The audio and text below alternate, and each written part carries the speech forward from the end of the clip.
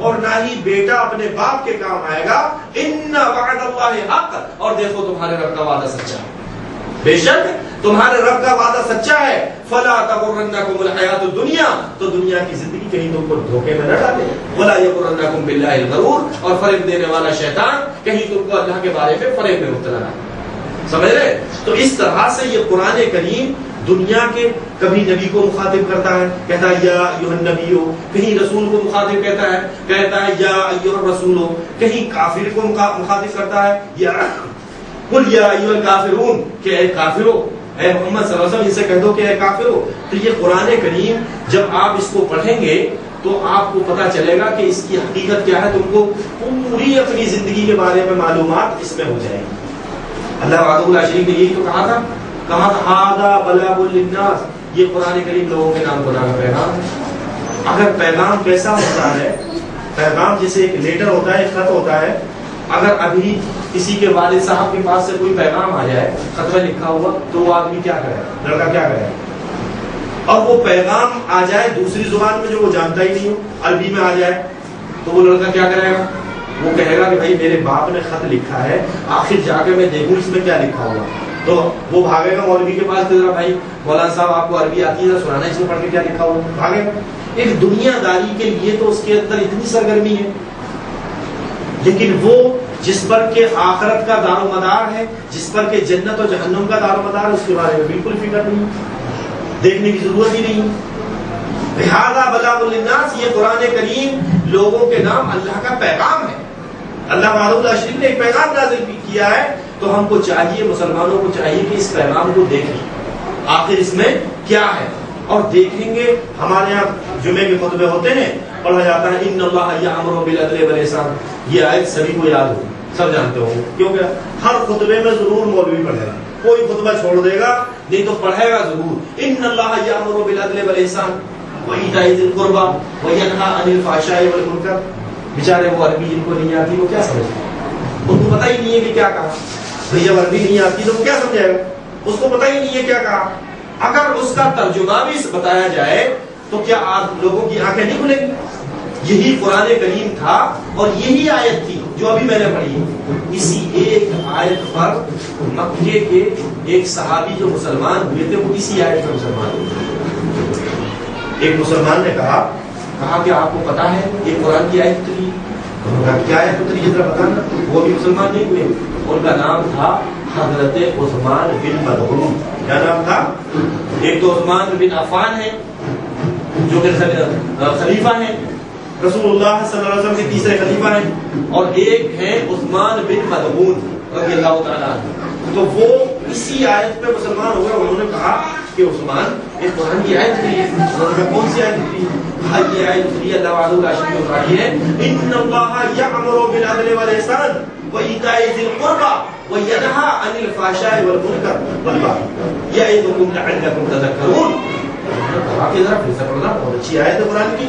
انہوں نے پھر سے پڑھی, انہوں نے کہا کہ اللہ کی قسم ہے یہ کسی انسان کا کلام نہیں ہو سکتا ہے, یہ تو اللہ کا کلام ہے. اتنی اچھی بات کوئی انسان نہیں کہہ سکتا ہے جتنی اچھی بات یہ کہی گئی ہے. کوئی عام انسان اتنی اچھی بات نہیں کہہ سکتا ہے.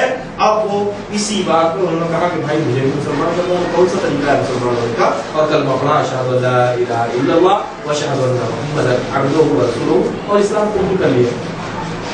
آج ہمارے مسلمان بھائی جو ہیں وہ خطیب پڑھتا ہے لیکن مسلمانوں کو احساس ہی نہیں ہوتا. احساس کیوں نہیں ہوتا؟ کیونکہ ان کی زبان میں پڑھی نہیں جاتی. اور ہمارے مولویوں نے, اللہ ان کو ہدایت دے, انہوں نے پابندی بھی لگا رکھی کہ بھائی قرآن تم مت پڑھنا, تمہاری سمجھ میں قرآن نہیں آئے گا. ارے اس کو قرآن جب ترجمہ پڑھو تو اس کا عالم کوئی تمہارے ساتھ میں ہونا چاہیے.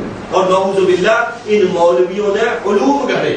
یہ ایک لمبی کہانی ہے, اگر وقت ہوتا تو میں ذرا اس کو ڈیٹیل سے بتاتا کہ یہ قرآن سے روکنے کے لیے کیا کیا یہود و نصارہ نے کیا کیا تدبیریں کی.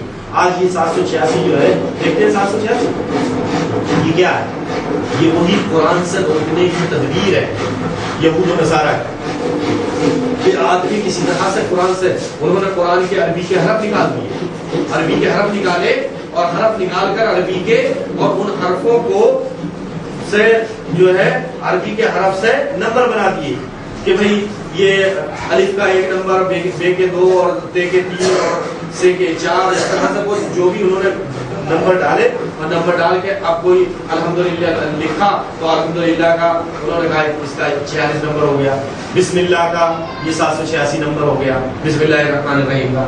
ایسے کیا کیا؟ دین سے اور قرآن سے لوگوں کو روکا گیا. اب کوئی جو 786 لکھا ہے وہ بسم اللہ الرحمن الرحیم کہے گا؟ یہ جو پڑھ کے جائے گا اس کو تو بسم اللہ الرحمن الرحیم کہے گا، وہ تو پڑھے گا 786 ہے. اور اگر لکھا ہو بسم اللہ الرحمن الرحیم تو کتنی نیکیاں مل جائیں گی؟ 19 حرف ہوتے ہیں اس میں، کتنی نیکیاں مل جائیں گی؟ ایک ایک حرف پر 10 نیکیاں ملتی ہیں تو کتنی نیکیاں ہو گئی؟ 190 نیکیاں مل جائیں گی بسم اللہ الرحمن الرحیم کہنے. تو لیکن قرآن سے آج ہٹا دیا گیا مسلمان کو، اور مسلمان بڑا خوش ہے. گاڑی پہ بھی لکھوا ہے 786، مکان پہ بھی لکھوا ہے 786. اس کو بیچارے کو پتہ ہی نہیں ہے کہ یہ کس کی سیاست ہے، یہ کس نے کیا ہے، پتہ ہی نہیں ہے. اور یہ غفلت میں ہے. پتہ تو کب ہوگا جب کسی کی تحقیق کی جاتی ہے، کسی چیز کی تحقیق کی جائے گی تو پتہ چلے گا. اچھا یہ عدد میں آنے والی بات ہے. اگر 786 لکھا ہے تو 786 کے سارے حرف بنا کے پھر وہ تم کو قرآن سے دور کیا، ایسی نماز سے بھی تھوڑے دن میں دور کر دیا جائے. اور کہا کہ بھائی نماز بھی پڑھو تو نماز بھی ایسی ہی پڑھ لو، بسم اللہ الرحمن الرحیم کیا ہو تو 786 کہہ کر اللہ اکبر کے 10 ہوتے ہیں، 10 کہہ کر پھر یہ بات 10 پھر الحمدللہ کے 125 ہوتے ہیں، کہا 125. رکوع میں چلے گئے، رکوع میں گئے 12، پھر رکوع سے سر اٹھایا 24، پھر نیچے چلے گئے 15، اور بعد میں کہا 420 ہو گئی نماز. تو یہ اس طرح سے یہ نماز کے کیسے انہوں نے، اگر آپ اس کو نماز سے ملائیں تو یہ تب مسلمان کی آنکھیں کھلے گی نہیں کھلے گی کہ یار یہ تو واقعی مسلمانوں کو قرآن سے حقیقی دین سے روکنے کے لیے بنا ہے. لیکن مسلمان ہے کہ بیچارہ غفلت میں ہے، اس کی سمجھ میں نہیں آتی بات کیا کرا جائے. سمجھاؤ بھی کسی کو، بولے ہاں یہ کون ہے، ارے یار یہ دوسرے مطلب کا حال ہوگا، یہ ایسی بات کر رہا ہے. بھائی تم کو ہمارے نبی کا تو فرمان ہے کہ اگر شیطان بھی تم کو حق بات بتائے تو اس کو لے لو.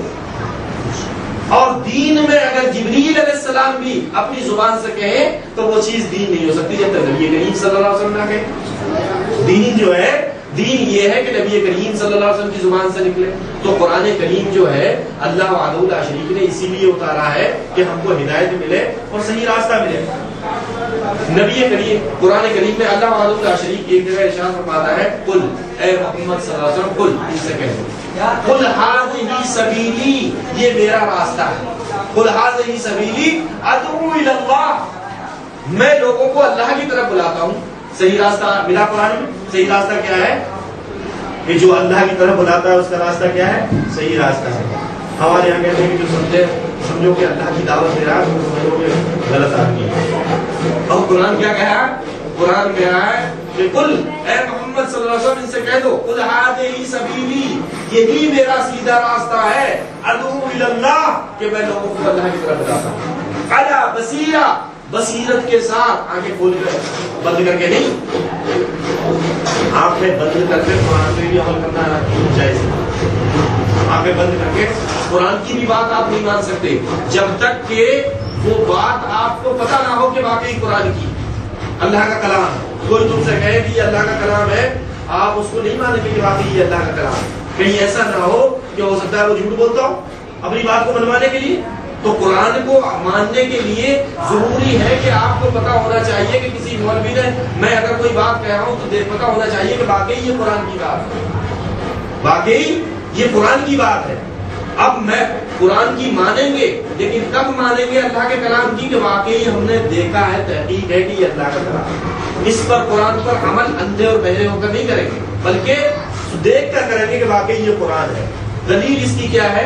اللہ وحدہ لا شریک نے ارشاد فرمایا قرآن کریم میں، والذین اذا ذکروا بآیات ربہم لم یخروا علیہا صما وعمیانا، کہ اللہ کے نیک بندے تو وہ ہیں کہ جب ان کے سامنے قرآن کی آیت پڑھی جاتی، اللہ کا کلام بیان کیا جاتا ہے، تب بھی وہ اندھے اور بہرے ہو کر اس پر نہیں گرتے کہ ہاں ہاں تو صحیح کہا، بلکہ کیا کرتے ہیں؟ وہ دیکھتے ہیں کہ واقعی یہ اللہ کا کلام ہے.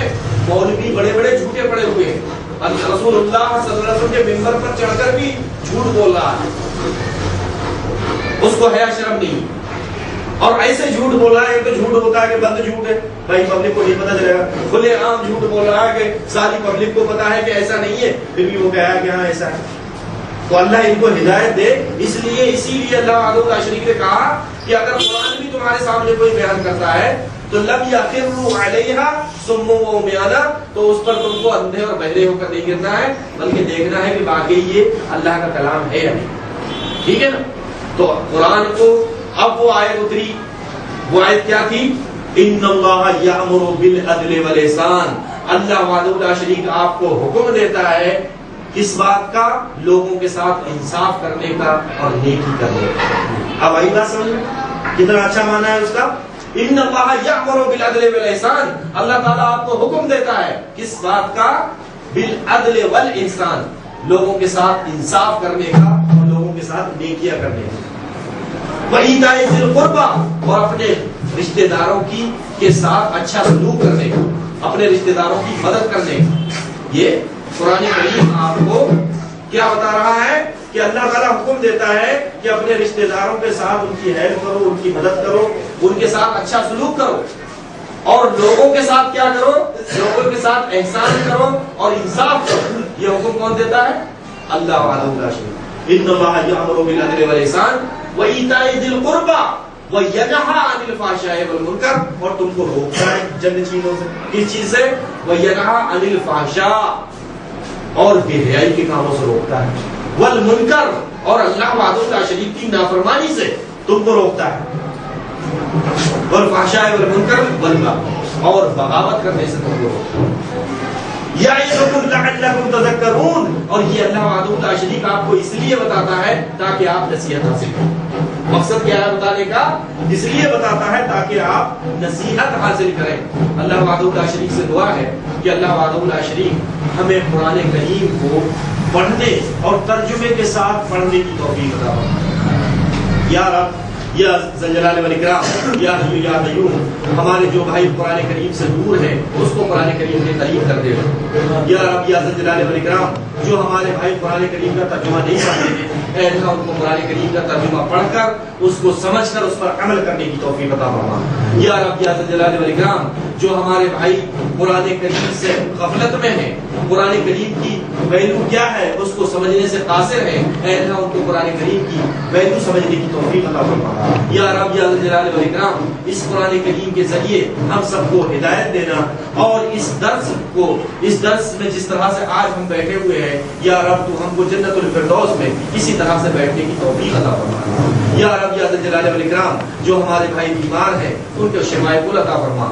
یا رب، یا ذل جلال والاکرام، یا حی یا قیوم، ہم سب کو صحیح راستے پر لگا دے، اور اس راستے پر جو کہ جنت میں جانے والا ہے، اور ہم سب کے گناہوں کو معاف کر کے ہمیں جنت الفردوس میں جگہ عطا فرما۔ جو ہمارے بھائی بیمار ہیں ان کو شفائے کل عطا فرما، جو قید خانوں میں ہیں ان کو قید خانوں سے رہائی عطا فرما، جو ہمارے بھائی قرض دار ہیں اے اللہ ان کے قرضوں کو ادا کرا دے۔ ربنا تقبل منا انك انت السميع العليم وتب علينا انك انت التواب الرحيم۔ ربنا آمنا بما انزلت واتبعنا الرسول فاكتبنا مع الشاهدين وما علينا الا البلاغ فقد واخر دعوانا ان الحمد لله رب العالمين۔ السلام علیکم ورحمۃ اللہ وبرکاتہ۔ کسی کا کوئی سوال ہو قرآن کے